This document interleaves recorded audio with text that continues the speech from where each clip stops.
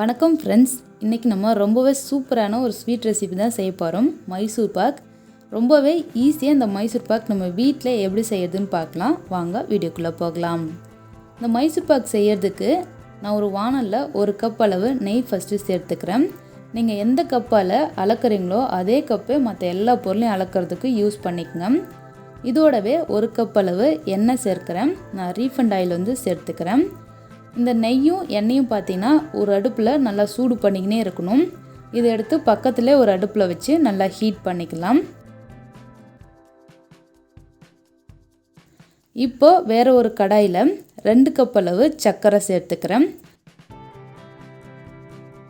இதோட 1/2 கப் அளவு தண்ணி விட்டு இது நல்லா கரைச்சிக்கலாம். இதை நல்லா கொதிக்க வைங்க. இது பாகுபதம் பார்த்திங்கன்னா ஒரு சிறிய கம்பி பத அளவுக்கு வந்தால் போதும். ரொம்ப ஹார்டாகக்கூடாது.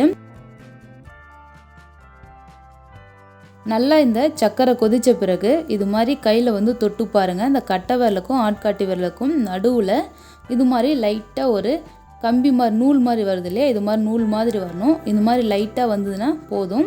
இது இப்போ கரெக்டாக இருக்குது.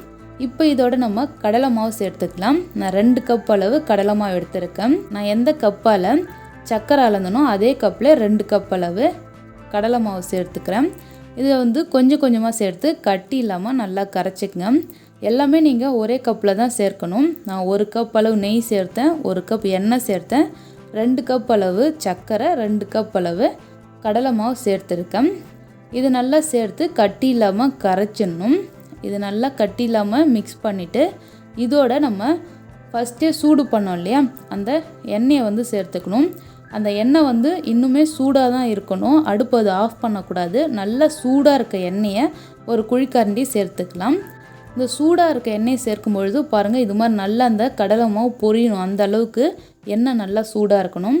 இதை சேர்த்து நல்லா கலந்து விடுங்க. ஒரு முறையே நீங்கள் ஒரு குழிக்கரண்டி எண்ணெய் ஊற்றிட்டு அதை நல்லா கலந்து விடணும். இந்த எண்ணெய் பார்த்தீங்கன்னா கடலை மாவில் ஃபுல்லாக மிக்ஸ் ஆகணும். ஃபுல்லாக மிக்ஸ் ஆன பிறகு அதுக்கப்புறம் நீங்கள் அடுத்த குழிக்கரண்டி ஊற்றி இதை நல்லா கலக்குங்க. இது மாதிரி நம்ம வச்சுருக்க எல்லா எண்ணெயும் இதில் ஊற்றி நல்லா கலக்கணும். கொஞ்சம் கொஞ்சமாக சேர்த்து தான் நீங்கள் மிக்ஸ் பண்ணணும். ஒரே டைம் எல்லா ஆயிலும் யூஸ் பண்ணக்கூடாது. ஒரு குழிக்கரண்டியாக ஊற்றி நல்லா கலந்துக்கிட்டே இருக்கணும். நல்லா நம்ம கலந்து விட இந்த மாவு பார்த்திங்கன்னா நல்ல லேயராக வர மாதிரி இருக்கும். நல்லா அந்த கேப் உங்களுக்கு வரும். நீங்கள் பார்க்கும்போதே தெரியும் நல்லா அந்த கேப் ஃபார்ம் ஆகுறது. இது லாஸ்ட்டாக பார்த்திங்கன்னா நம்ம சேர்க்குற எண்ணெய்லாம் லைட்டாக பிரிஞ்சு வரும். அது மாதிரி பிரிஞ்சு வர சமயத்தில் இதை எடுத்து வேற ஒரு பாத்திரத்துக்கு நம்ம மாற்றிக்கலாம். இப்போ இது ஆல்மோஸ்ட் ரெடி ஆகிடுச்சு. இப்போ இதை நான் ஒரு பாத்திரத்துக்கு மாற்றிக்கிறேன். நான் ஒரு கேக் டின்னில் இதை ட்ரான்ஸ்ஃபர் பண்ணிக்கிறேன். இந்த கேக் டின்னை நீங்கள் ஃபஸ்ட்டே நெய் தடவி வச்சுருக்கணும். ஆரம்பத்தில் இதில் நெய் தடவி வச்சிங்கன்னா நீங்கள் எடுத்து உடனே ட்ரான்ஸ்ஃபர் பண்ணுறதுக்கு கரெக்டாக இருக்கும். நான் பார்த்திங்கன்னா ரவுண்டாக இருக்க ஒரு கேக் டின் எடுத்துருக்கேன். நீங்கள் மேக்ஸிமம் ரவுண்டாக இருக்கிறது யூஸ் பண்ண வேண்டாம். ஸ்கொயர் இல்லை ரெக்டாங்கிள் ஷேப்பில் இருக்க ஒரு பாத்திரம் யூஸ் பண்ணிங்கன்னா உங்களுக்கு அந்த ஷேப்லாம் கரெக்டாக வரும். அதே சமயம் நீங்கள் எடுக்கிற பாத்திரம் நல்லா ஹைட்டாக இருக்கணும். அப்போ தான் பார்த்திங்கன்னா உங்களுக்கு அந்த ரெக்டாங்கிள் ஷேப் ஈஸியாக கிடைக்கும். அந்த கலரும் பார்த்திங்கன்னா மேலேயும் கீழேயும் நல்லா லைட் எல்லோ கலரும் உள்ளே நல்லா டார்க் ப்ரௌன் கலரும் உங்களுக்கு கிடைக்கும். இதை ஊற்றிட்டு ரொம்ப ப்ரெஸ் பண்ணி அழுத்தக்கூடாது. லைட்டாக மேலே ஒரு ஸ்பூன் வச்சு லைட்டாக ஷேப் பண்ணிவிட்டு இது ஒரு 5 மினிட்ஸுக்கு ஆற வச்சிடலாம். ஒரு 5 மினிட்ஸ் கழித்து இதை நம்ம கட் பண்ணிக்கலாம். இதை நீங்கள் எப்படி கட் பண்ணணும்னா சின்னதாக ஸ்கொயர் ஷேப்புக்கு நீங்கள் கட் பண்ணணும். அது மாதிரி கட் பண்ணிங்கன்னா நீங்கள் ஹைட்டான பாத்திரம் யூஸ் பண்ணிங்கன்னா நல்லா உங்களுக்கு எடுக்கும்பொழுது ரெக்டாங்கிள் ஷேப்புக்கு அந்த ஹைட் ஃபார்ம் ஆகிருக்கும். இன்றைக்கி பார்த்திங்கன்னா இது ரொம்ப ஹைட் இல்லை. அதே மாதிரி கம்மியான மாவு இருக்கிறதுனால நான் இதிலே ரெக்டாங்கிள் ஷேப்புக்கு நான் வெட்டியிருக்கேன். நீங்கள் எப்படி கட் பண்ணாலும் டேஸ்ட் ஒரே மாதிரி தான் இருக்கும்.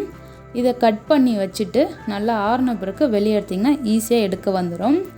இப்போ பாருங்கள், ரொம்பவே சூப்பராக நம்ம மைசூர் பாக் ரெடி ஆகிடுச்சு. ரொம்பவே சூப்பராக இருக்குது. நான் உடச்சி கட்டுறேன். நல்லா உள்ளே பார்த்திங்கன்னா அந்த ஹேர் பபிள்ஸ் எல்லாமே நல்லா சூப்பராக இருக்குது. நம்ம கடையில் வாங்குகிற மாதிரியே அவ்வளோ சூப்பராக இருக்குது. டேஸ்ட்டும் பார்த்திங்கன்னா ரொம்பவே நல்லா இருந்தது. இப்போ நம்ம மைசூர் பாக் பார்க்கும்போதே தெரியும் நல்லா அந்த ஓரங்களில் மட்டும் லைட் எல்லாம் உள்ளே நல்லா டார்க்காகவும் இருக்கும். இது மாதிரி தான் இருக்கணும். அதுதான் கரெக்டான மைசூர் பாக் பக்குவம். ரொம்பவே சூப்பராக ஈஸியாக நம்ம வீட்டிலே செஞ்சாச்சு. கண்டிப்பாக நீங்கள் இதை உங்கள் வீட்டில் ட்ரை பண்ணி பாருங்கள். மைசூர் பாக்லேயே பார்த்தீங்கன்னா 2 டைப்பில் பண்ணுவாங்க. கீ மைசூர் பாக் பண்ணுவாங்க. இது மாதிரி வந்து கொஞ்சம் ஹார்டாக இருக்க மாதிரி வந்து மைசூர் பாக் செய்வாங்க. எனக்கு பார்த்தீங்கன்னா இந்த மைசூர் பாக் தான் ரொம்ப பிடிக்கும் கீ மைசூர் பாக்கை விட. உங்களுக்கு கீ மைசூர் பாக் பிடிக்குமா இல்லை இந்த மைசூர் பாக் பிடிக்குமா என்னென்னு கீழே கமெண்ட் பண்ணுங்கள். இந்த வீடியோ பிடிச்சிருந்துன்னா லைக் பண்ணுங்கள், ஷேர் பண்ணுங்கள். இன்னும் நம்ம சேனலை சப்ஸ்கிரைப் பண்ணலாம், சப்ஸ்கிரைப் பண்ணிக்கோங்க. தேங்க்யூ ஃபார் வாட்சிங்.